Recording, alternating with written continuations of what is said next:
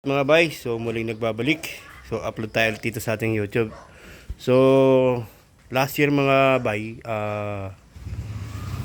meron tayong adventure na rin. Pero ito na yung 650. Dati 250cc lang na RX3 galing kay Songsen. So ito ngayon mga bay ay Versys Kawasaki no 650.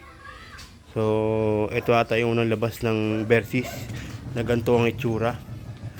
Ayan, so meron itong dalawang piston, twin cylinder kumbaga 8 valve.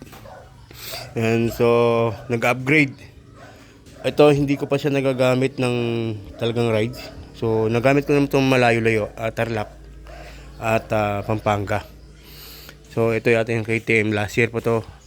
Isang taon to sa atin, medyo malaki na ang pinagbago. Malaki na rin ang nagastos. So dahil bago ang fuel pump, bago din yung tangke nito. Ayan, medyo iba na itsura niya kumpara noon. Marami-rami na rin tayong nailapat dyan at marami-rami na rin tayong nagastos. So sa ngayon, okay naman siya. Ayan, so muli tayong mag-upload sa YouTube. Vlog-vlogan. Ayan.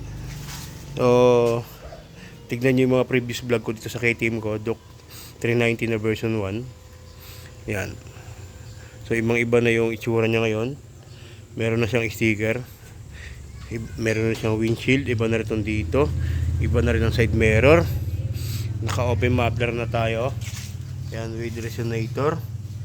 So dito siguro alos umubos na ako ng 60,000 o megit pa sa ginastos ko para maging okay siya, tumino, maging running good condition ulit. Ayan, so this year, ito na po yung nagbago ngayon sa atin, medyo naiba na. Dati tayong naka small cc lang, kasama natin ang tropang big bike.